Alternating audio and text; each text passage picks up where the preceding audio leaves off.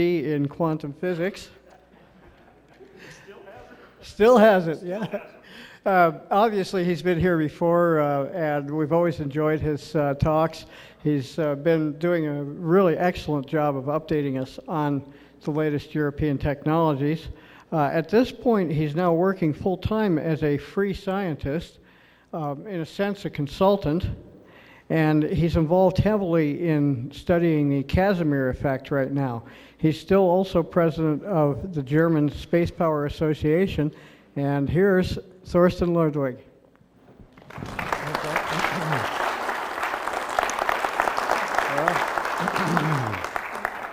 Thank you very much for the introduction. And with a little delay. Let me see. Maybe you Reposition it. turn it down a little bit. Yeah, I'm gonna check. Still a little bit of the audio problem. It's under his neck.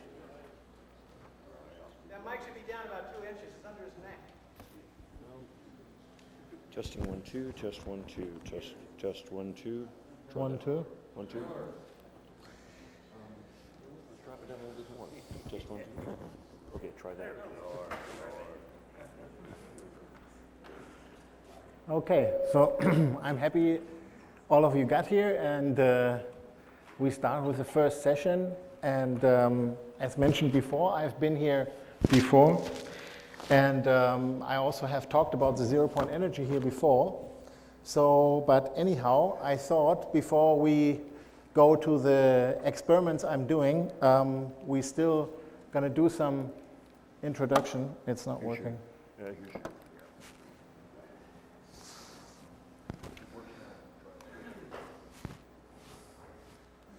Yeah.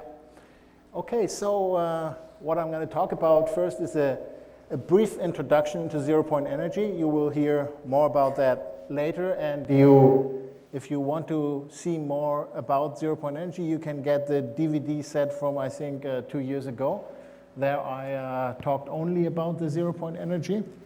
So current research and advances, then about the experimental technique, and then the design of a zero-point energy sensor.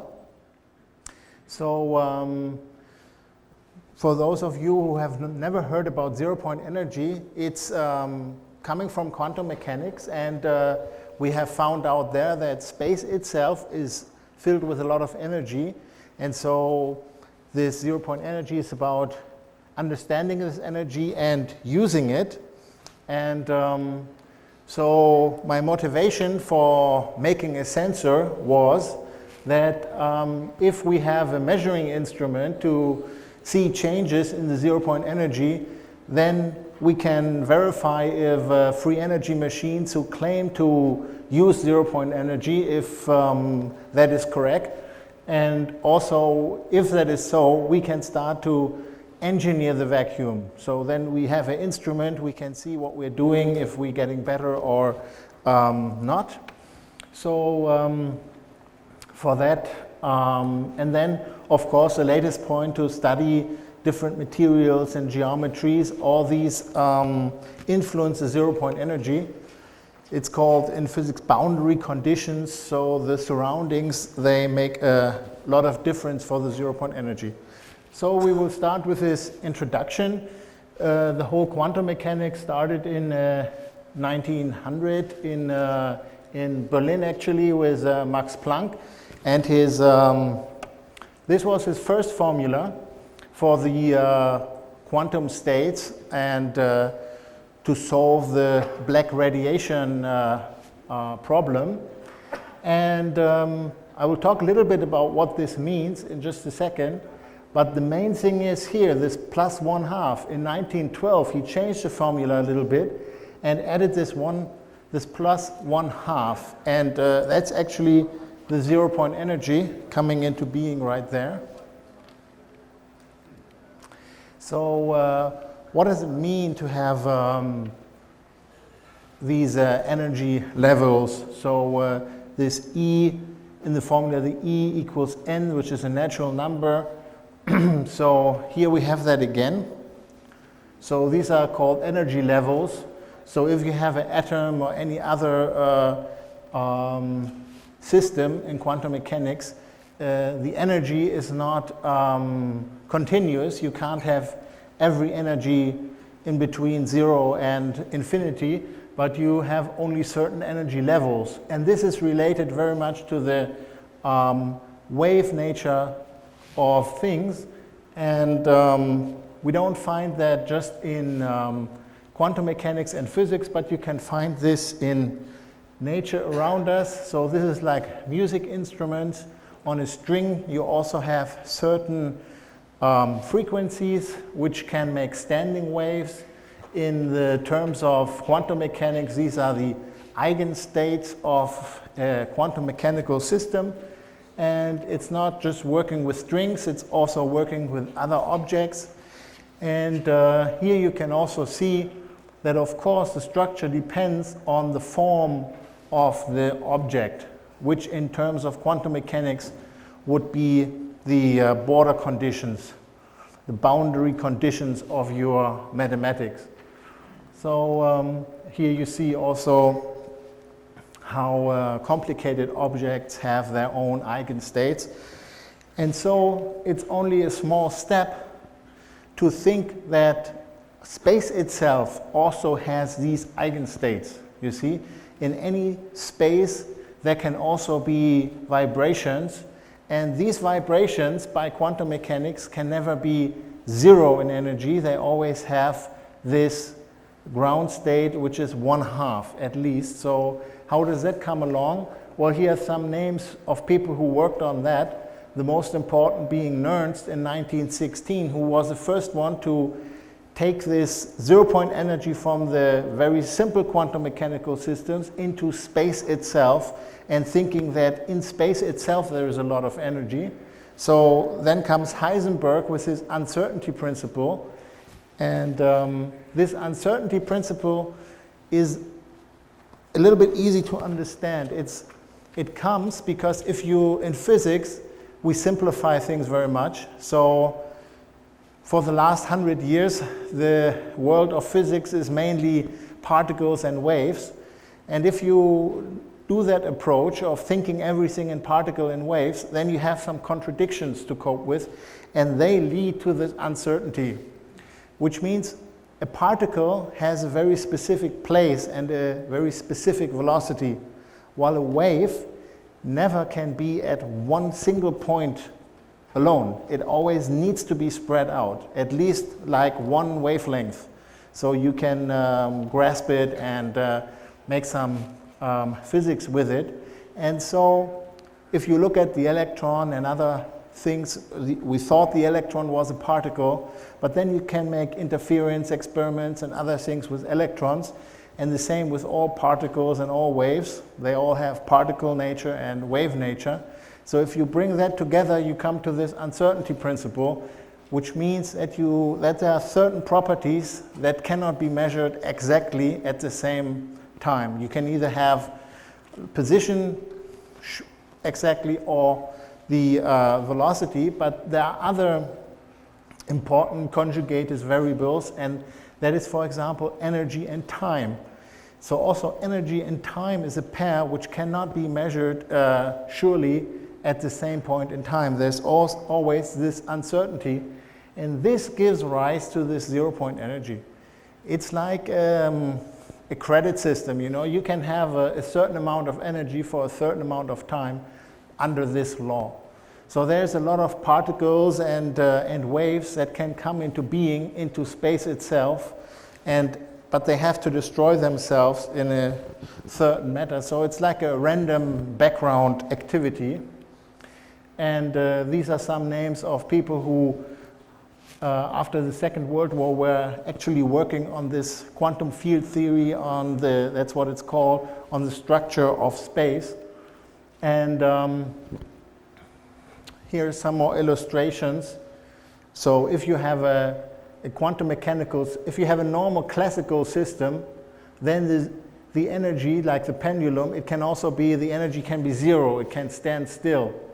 But in a quantum mechanical system, that is not allowed to happen. You have this 0-point energy, which is the lowest energy state of the system, And then for us, it's important to make this jump into space. So not having a simple system like this, but space itself can have these radiation states, you know, and also light and whatnot. And so the field strength here, it cannot be zero. There's always some activity. And then what you can do is you can calculate the energy of the space by summing up over the different energy states and the density of these states. And then you come to this formula. So you see that with a cube of the frequency, the energy goes up. So the higher the frequency you're looking at, the more energy you have in that segment in space. So here are some artist illustrations of what is happening here. So you have these photons coming into being, going out of existence, and particles, positrons, electrons, and these give rise to a lot of properties of space. And I don't have the time to go into this right now, but there are several very important papers that show that this property of space is not only making small effects, but it's also giving the stability of the atom. It gives rise to gravity. All these things can be related and are actually giving rise by the properties of space. So here to give you an idea that this zero-point energy is not any outside place in the physics, it's a very central point. It's if you have the accelerators and what they are doing, if they wouldn't take these background activities into account, they couldn't make any sense of their experiments. It's actually these so-called virtual particles or bosons that transmit the different interactions that we know. So the photon, for example, the virtual photon which comes into being in space transmits the electrical forces and so forth. That's how the quantum field theory thinks. And if you think that way, then you can make sense of all these interactions between particles and so forth. And if you don't do that, then you couldn't do the calculations and predictions and experiments that they are doing. So in the high energy physics, this quantum field theory is a very central and essential part. Okay, now we're making a jump, and that is towards the Casimir effect. And you saw a picture of Casimir a while ago, and Casimir, a Dutch physicist, he was working on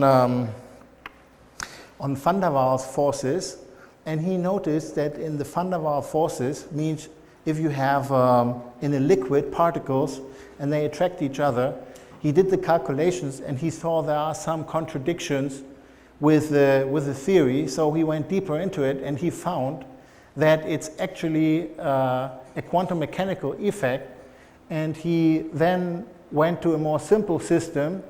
And here you see two metal plates. The red squares are metal plates. And what happens here is that in between you have different boundary conditions. You have less vibrations than on the outside. Because these long vibrations here, they don't fit in between the plates. So if you know a little bit about electric engineering and radio frequency, you know that the minimum wavelengths that will fit through metal plates is half of the wavelengths or less. And so that leads to that you have more vibrations, more zero-point energy of the outside of the plates, and that leads to a force that will try to push these plates together, and that is called the Casimir effect. Here you have another illustration. You see that the long wavelengths, they don't fit in between the plates. So this is actually the difference, that you have more of the long wavelengths and the short wavelengths are the same. And because you've seen on the calculations that the short wavelengths actually make a lot more of the 0-point energy than the long wavelengths. So in usual parameters with real metals and real distances like at least 100 nanometer and more, the effect is not very large. But with modern equipment, we can easily measure it, as we will see. So here are some names and experiments that have been done in the last couple of years. It started with Lamoureux in 1997 at the Los Alamos labs. Actually, he did that in his private time, not in the paid time, but in the cellar. But he made kind of a landmark experiment, and with modern piezo equipment and things, and then others. Here are the names Mohideen, Descartes, Onofrio. They picked up with this, and now 10 years after Lamoureux, we have quite a few people doing experiments, and it's like a little explosion. So here you have like a typical setup. This is from the Descartes experiment. You have a sphere which is coated with gold. And typical sizes of these spheres are 200 microns, so 0.2 of a millimeter. The optical fiber is to measure this distance here. And this is a micro-machined device, which is like a balance, so you can measure the force in between the ball and the plate here. And these electrodes are so you can measure the distance here by capacitance. Here's another typical setup that I want to show you. You see here the gross positioning by micro positioning. And then here, this is a blow up of this place here. You see there's a ball. And this is actually the micro-machined device you've seen. So it's like a small plate. And this is inside this chip. So you have the screws to grossly position your screw so it's only 30 micrometer away from your plate or less. And the rest is then done with a piezo stack, which is a ceramic where you can apply voltage and it will change its size on a nanometer level. Usually you can cover 10 or 30 micrometer with it. You can have larger ones, but it's better to have the small ones for more accuracy. So you position yourself, you position the ball with these screws, and then you do your experiment with the piezo stack. This is another setup which is very common, and this setup is very similar to atomic force microscopy. Don't know if I have time to go into exactly how that works, but basically with an atomic force microscope, which is like a follow-up of the electron scanning microscope.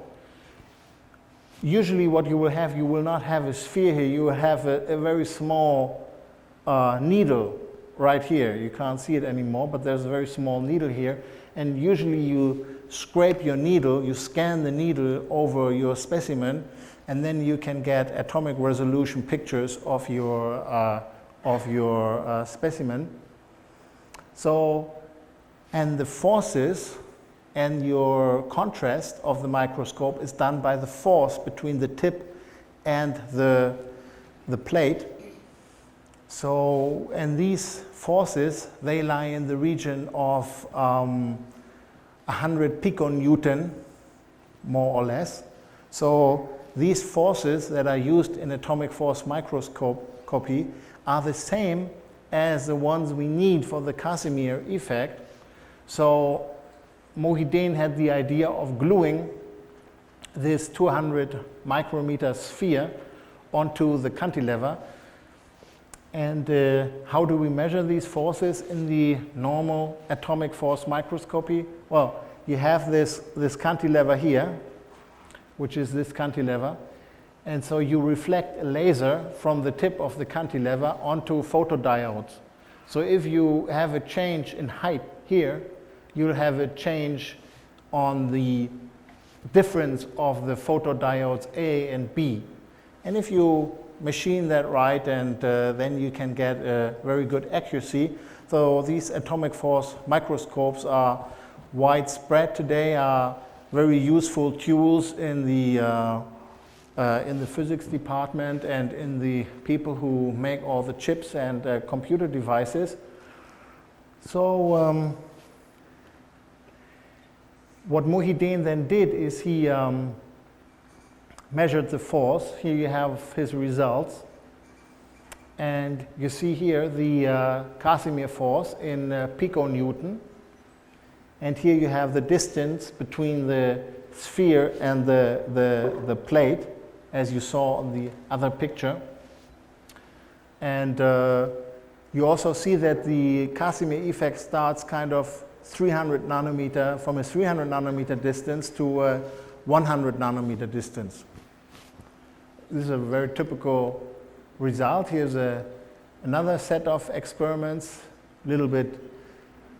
put a little bit differently, but this is now in micrometer, and this is again in piconewton, so going up to 250 piconewton. And there are a number of things which you have to take into account and which are studied today. Like 10 years ago, it was still a question, does a Casimir effect exist really or not? There were only very few experiments done in Holland in the 50s, and they had 100% error, so they were kind of gross experiments. But these experiments now, they are 5% error, 1% error, getting pretty exactly. And now these are the questions that are studied. The roughness correction. Of course, if you approach the sphere to the plate to 100 nanometers, you have to be sure that your roughness is less than 100 nanometers, or best less than 50 nanometers. Otherwise, the plates will touch each other and so forth. And luckily, with an atomic force microscope, which you will probably have if you do these experiments, you can make these pictures, and this is the roughness, the height of this plate. Another thing is the Casimir effect. The formula you had seen was for 0 degrees Kelvin. But of course, most of these experiments are not done at 0 Kelvin, but are done at different temperatures. So you have to take the temperature into account. And I will show you a graph on what these things are doing in just a second. The other thing is the finite reflectivity. That is a problem if you have metal mirrors. They are only reflecting light to about a little bit shorter wavelengths than visible light. So usually it's called the plasma frequency of the metal. Usually you have around 100 nanometers, and after that wavelength, the metal becomes transparent, because the wave which is hitting the metal, it doesn't see electron C anymore. It sees only like single particle electrons and so forth. So either it hits a particle of your matter or it doesn't. So hard radiation of X-ray and shorter wavelengths, they usually fly through the metal. So then, of course, your Casimir effect with a mirror setup is not working anymore. So you have to take that into account, that the short wavelengths are not affected by your boundary conditions. So that's all about real materials. That's also a very important question, and these things are being done. I think I've talked about that 2 years ago, about these latest things. Here's a very nice curve which shows you that those people who were doing the first experiments were basically very lucky, because here this is a correction factor to the Casimir effect, and this is a distance between the plates. So if you are at 1 micrometer, the correction pretty much is 1, so there's no correction. If you are in 10 micrometer region, then you have to take the temperature very much into account, which means that there are a lot of photons coming from infrared, coming from your heat radiation. So of course your effect then becomes stronger because there are more photons that you will restrict. On the other hand, the effect gets less if you approach to smaller distances between the plate and the sphere. And that is because your finite reflectivity doesn't matter anymore, because the short wavelength photons, they don't see the metal as a mirror, they just fly right through it, so you don't restrict them. So your effect slowly approaches zero, no effect. So slowly we come to the end of the Casimir briefing, and funding always is a big problem, and like I said, Lamoureux did his experiments in his spare time, and now after many years the European Union has started to fund the project. It was of course quite a struggle for the participants to get this funding, but there are 4 universities and they collaborate, and they're getting a funding of about $1 million. And the aim of the series of experiments is to actually move an object with a Casimir effect. That is the aim of the thing.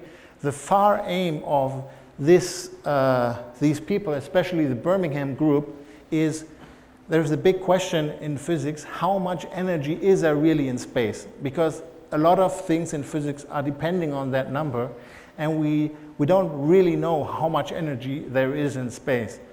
There are several experiments going on, some in Italy, where they're actually trying to weight the Casimir, the energy in space, and there are other attempts to measure this energy, but there is a large contradiction. The Einstein sort of physics people, they have one number for energy in space, and the quantum field theory people, they have another energy in space. Now the quantum field theory people, they usually look at distances of far less than picometer for their experiments. So, and the astronomical people, they are looking at hundreds of light years. So, but they should have the same formula, and especially the same amount of energy in space. So there is a contradiction of 120 orders of magnitude between two numbers, and that is that is quite a lot.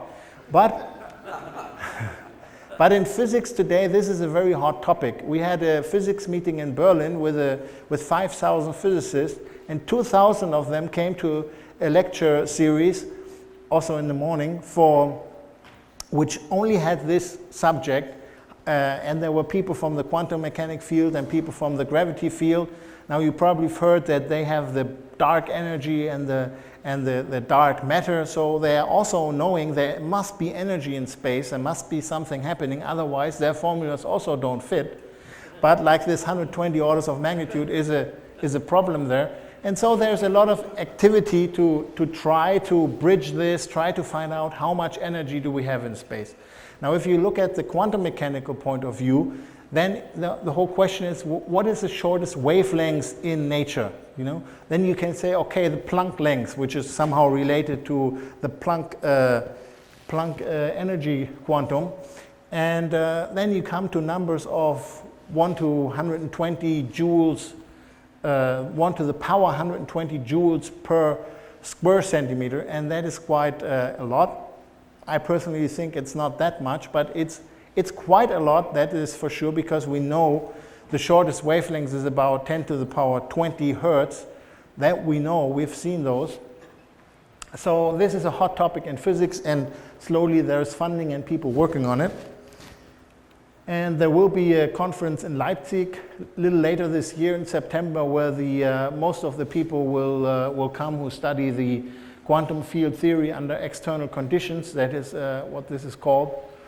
Here you can, if you're interested in papers, you can still download the 0.5, the 2005 papers for free.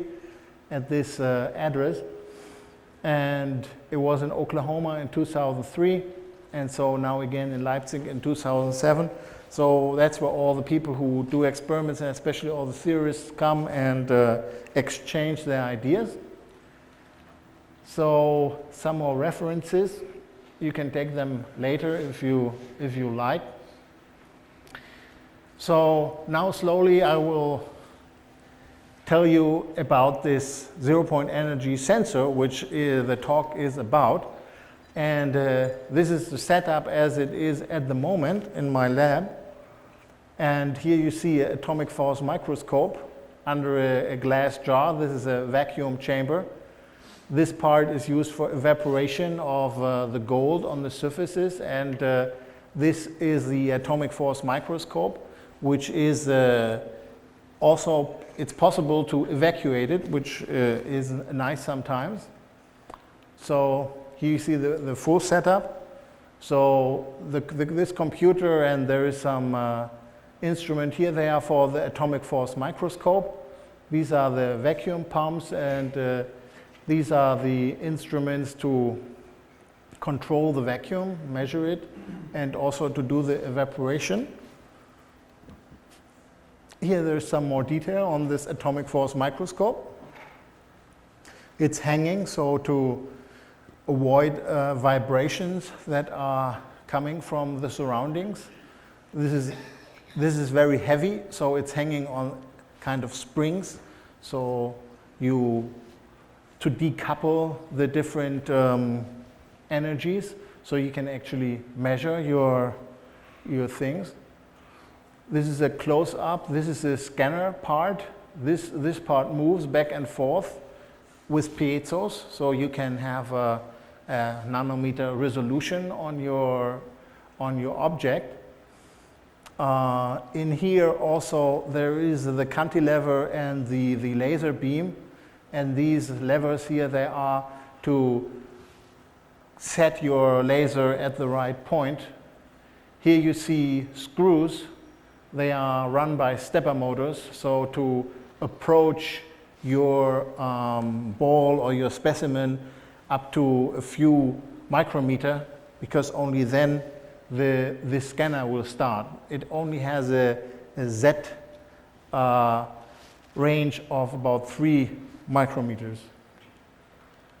So now this is to glue the 200 micrometer balls. Actually, there are a bunch of them right here, but you can't see them on this picture, because 200 micrometers, if you look at any object and we see a small point, that's around 200 micrometer. If you don't look closely, you don't see it. If you look and focus, you can just see it.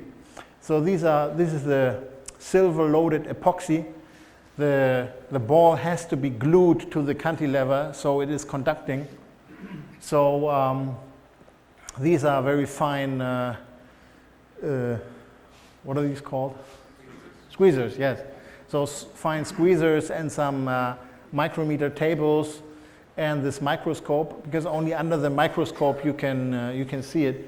And this instrument here is to make like micrometer large drops of glue, so you can glue them together. Quite a job, and took me a couple of days to get used to it. So now you see again the atomic force microscope. This is an optical microscope to make it more easy to see the approach of the ball up to the plate, because like I said, you only have 3 micrometer range of Z.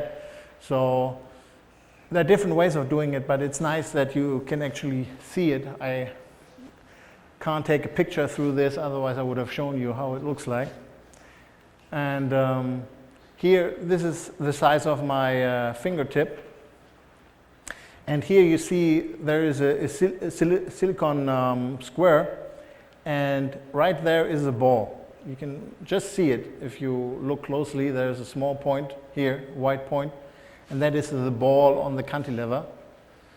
And this is called the head of the microscope, which you had seen from the side just a second ago. Here now is a picture through the instrument, and here you see this cantilever. This is 300 micrometer long, And this sphere is 200 micrometers, and it's all coated with gold. And here's the plate. This is another setup I'm using. This is the reverse. Now the balls are on the plate. It's a little bit easier to do this. And then there are cantilevers, this one here, and they don't have any tip. They don't have a sharp tip. They are just flat. So it's also the same flat sphere configuration. So, and the measurements then, which I'm doing, are like this. The red curve is going out. So we start here, then we go away. At this position, we have touched. The ball and the cantilever have touched. So first what happens is you have a linear curve here, which means you're going away. Here's your distance, here's your signal. So we go away, and we have a linear relationship between the distance and the height. It's like a little bit like this. You have the ball here, and you have your cantilever here.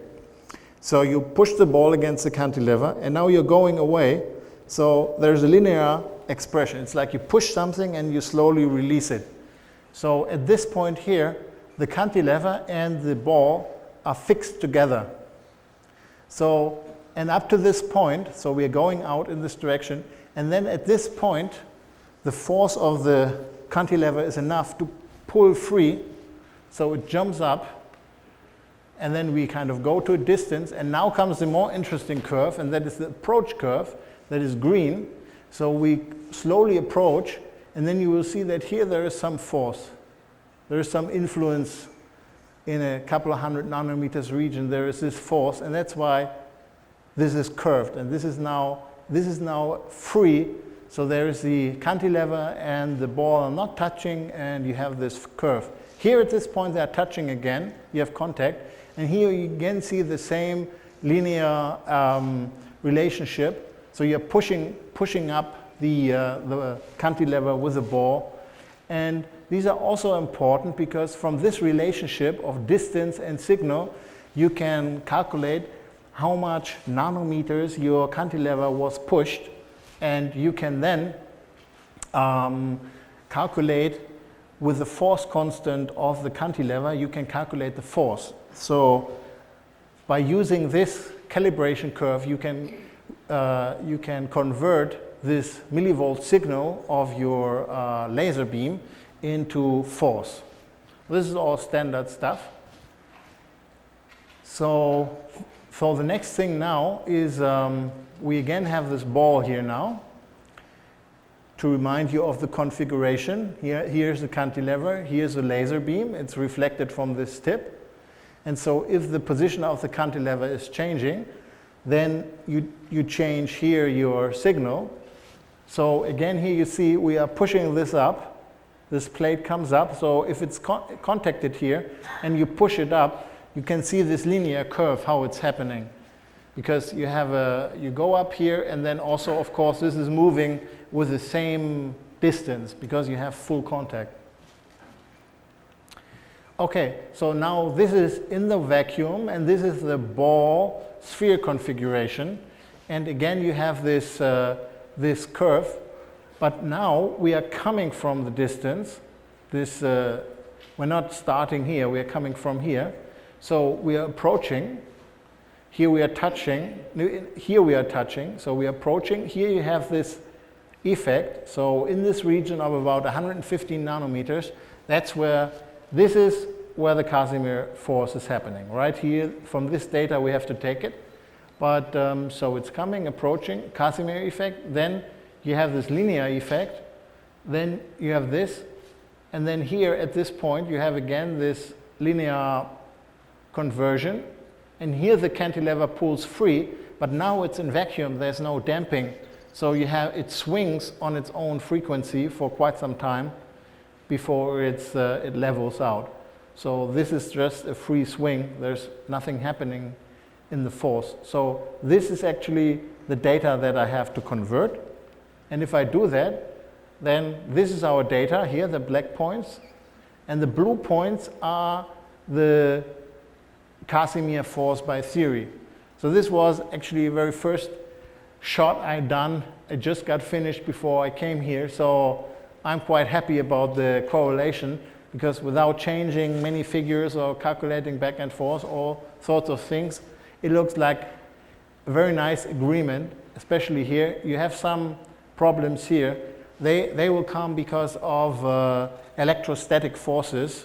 They have a different scale, and that's the region that I have to clean up a little bit. But you see, it's if you would know how many parameters there could be different and they have to be taken into account, this is a pretty good agreement on first shot.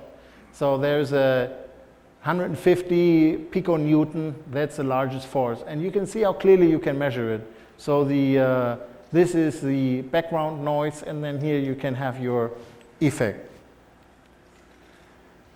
One thing I have to watch out and have to take into account is the roughness, and with the atomic force microscope I can nicely measure it. This is a square of 1 micron, and with this then, with the instrument and the data analysis, I can measure the heights.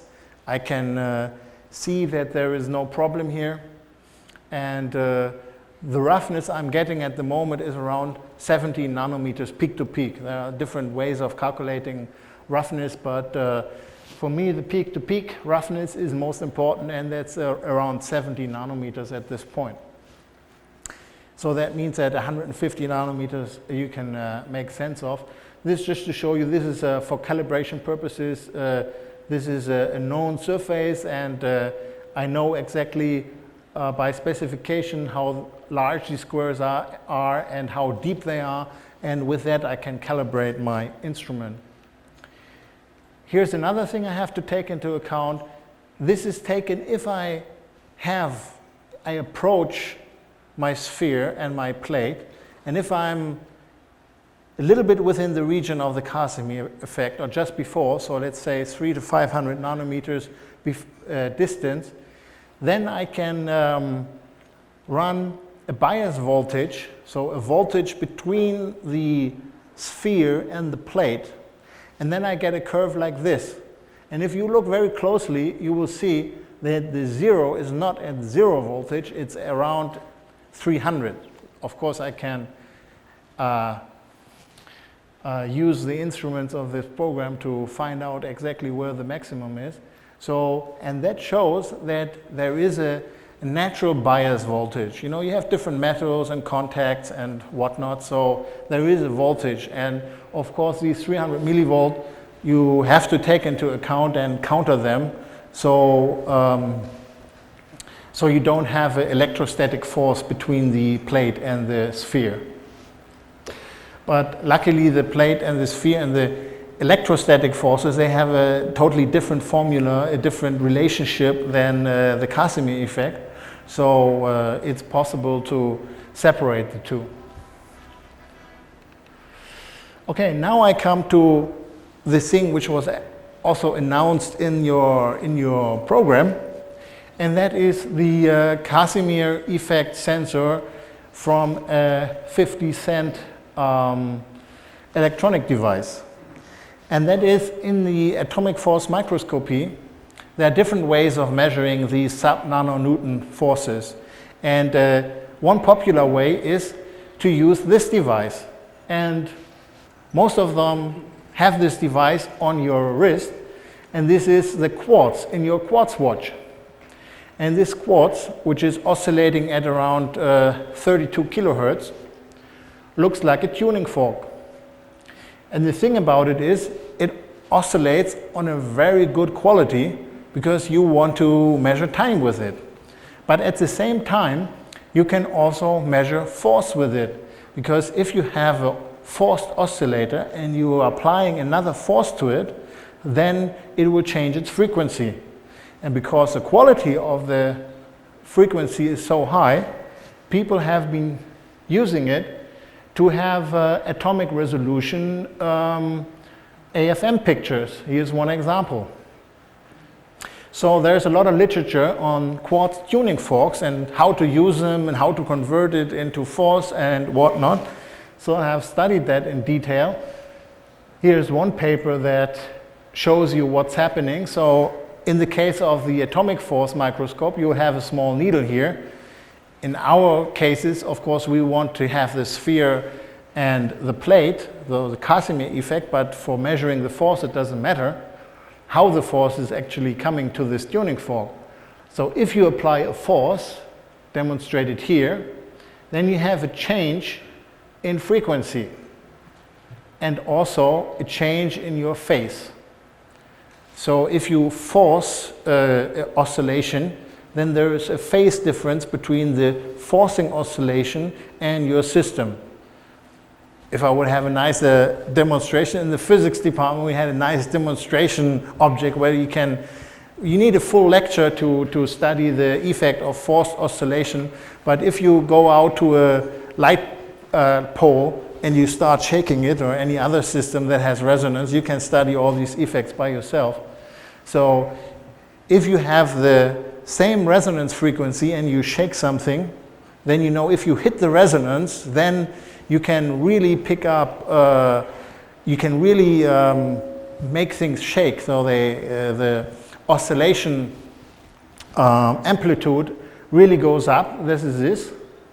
So only if you're very much in the region of those, this is the inherent, the resonance frequency, and this is applied frequency. So if you really hit it, then you have a very large amplitude. And also the phases like this, if you are lower than the resonance frequency, the phase difference is 0. That means you push it and the system kind of follows you. Yeah, if you're doing it slow, kind of. And if you do it super fast, so your resonance frequency is on this side, then you have a 90-degree angle, or here a 180-degree angle. And you have the 90-degree angle at the resonance.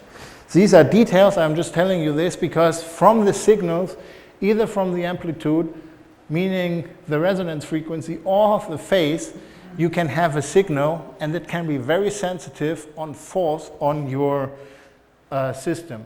And the quality of your resonance is how on half height, how this distance, this is called the quality, you know? And naturally, if you have a high quality, you can measure smaller effects than if you have a very bad quality resonance. This is what other people have been doing. So they are gluing this onto something so you can screw it. Electrical connection. This is your tuning fork here. And here you put your sensor on top. So this is actually my setup in my laboratory. Here again you see these positioning systems. Here you have the tuning fork. You can hardly see it, but right here is the tuning fork.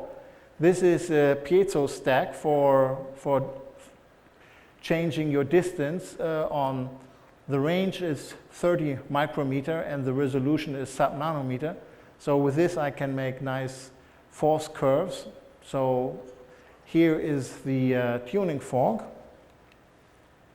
This is the electrical setup that I'm using. So I have a function generator which has to be of good quality. So at least millihertz on the 32 kilohertz. Better would be nano or microhertz, but I have a millihertz at the moment. So here you have the quartz tuning fork, and I'm using a lock-in amplifier. And I don't think I have time to go into how that works, but I'm scanning through with the computer. So I'm scanning my frequency through. With a lock-in amplifier, I'm very sensitive to the frequency. And by doing this, this is the equipment used. Here is, again, the tuning fork on an atomic force microscope specimen. What I'm doing next is I will combine the two to force calibrate the tuning fork and also to study the abilities to measure the force with it. So here you see the tuning fork inside the glass jar, inside the vacuum chamber. And this is what I wanted to show you. Here, this is a LabVIEW program, and I'm scanning through. So this is the result of a scan. And these are 500 millihertz on 32.764 hertz. And so the width of this resonance is only 70 millihertz. And if you calculate that, well, this is supposed to be a different sign here. But if you calculate it, you get 10 to the power 5 as a quality. So 500,000 is the quality. So you have to divide the distance here with the hertz here. And then, so with this quality, you can measure very fine forces in the piconewton range. So one problem I had with this tuning fork setup, and why I changed to the atomic force microscope setup, and now I have to combine the two, is in the wintertime I had too much drift. The drift was like 10 millihertz in 15 minutes of the system alone, meaning no force applied, only the quartz even not opened in its original container. I had, with the whole system, I had a drift of about 10 millihertz per 15 minutes, and that was too much for my effect, because my effect will be only 10 millihertz. So now I've done the same test again over time, and now I have a 6 millihertz drift in 3 hours, so summertime, hoping there won't be much weather changes, I can use the tuning fork again for force measurements. So probably I have to temperature stabilize my whole room, or at least every equipment used. So these are the next steps. So now I'm coming to my outlook. Actually, so I've shown you what I'm doing. So I have two different setups for the Casimir force. I'm having early measurements. They are in good agreement with theory. And so I'm quite hopeful that I can refine the things in the couple of months. So I have a very nice and clear Casimir force measurement experiment. And then I want to study different materials, very important to me, different geometries. For example, I don't see Dan Davidson where he is, but especially those little pyramids that he's using, things like that, I think are very good objects to study how they are changing the Casimir force, and the Casimir force based on the quantum field energy. So this is what I want to measure. The other focus I'm putting together right now are human intention influences, and I tell you why. It's because the quantum field is random in nature, and the peer lab, Brenda Dunn and Robert John, they have shown that the human intention has influences on random processes. It's about a 1 per thousandth influence. But if you would apply that to Casimir or this quantum field theory, you could have much larger effects than by materials, for example, or by objects. So this is definitely something I want to do. I met William Tiller because of that in Arizona just a couple of days ago. He has the Intention Imprinted Electronic Device, very nice books. William Tiller, some of you know him, very good work. So this is another thing I'm really planning to do. And I also met John Hutchinson on that day, and he's sending you greetings. So for those who know him, please receive his greetings. And so I do the whole thing. So vacuum engineering will become more possible, that we have an instrument, we can see it, especially the tuning fork. It only costs 50 cents. So if now I'm using scientific instrumentation, but once the effect is clear and everything is designed, then of course I can switch to custom-made electronics, and it can be extremely much cheaper. And yeah, so then we have a 0-point energy sensor for free energy machines to measure the effects and so forth. Okay, so thank you very much for your attention, and if you have questions, I'm happy to take them. Doctor, I think we have a few minutes for questions. If anybody has any questions, we still have about a minute and a half or 2 minutes if anybody has a quick one. Well, Harry?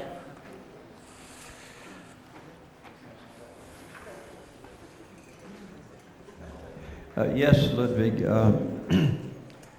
With your knowledge of this, can you predict any form of machine? You know, like in a gas engine, there's an explosion that drives the piston away, and I can imagine an engine where the Casimir force pulls the piston close. Can you predict some mechanism that we might be able to use 10 years from now that would use the Casimir force? Well, there are many structures that are possible, but usually cavities and pointing structures, those are the ones who seem to have the most influence. Yeah, so like a field of small pyramids, for example, or a structure with thin cavities, because Jordan McClay, for example, were using these to show that there is a counter Casimir effect also. If you have a surface with very small ridges, then you can have a repulsive Casimir force as well. So by these means you can influence it, yeah. We have time for one more question. Dr. Hal Puthoff agreed with me that zero-point energy can be frequency modulated. And if it can be done, and if it can be frequency modulated, I think it can also be transmitted. Do you have any comments on that? Well, frequency modulated, well, it's frequency dependent, the Casimir force, and like I said, the higher your frequency is, the more energy there is. So that's why I think plasmas, for example, and that also goes for your question, any structure which is smaller than nanometers, that's where it starts to get juicy. That's where you really get forces, you know. And it's, for me, no coincidence that the Casimir force is usually in the same region as your distances. So for example, the Casimir force, if you do simple calculations, for things as large as atoms, you get chemical energy range. If you have things as small as the nucleus of atoms, then you have forces exactly in the range of the forces that you have between the particles in the nuclei and so forth, you know. So I see a pattern there, I think that is related. So if you frequency modulate it and you happen to have like terahertz frequencies and so forth, then yeah, you can have more effect than if you use smaller frequencies. Okay, thank you, Dr. Thorsten Okay. Ludwig. We want to thank you for every year he's graced us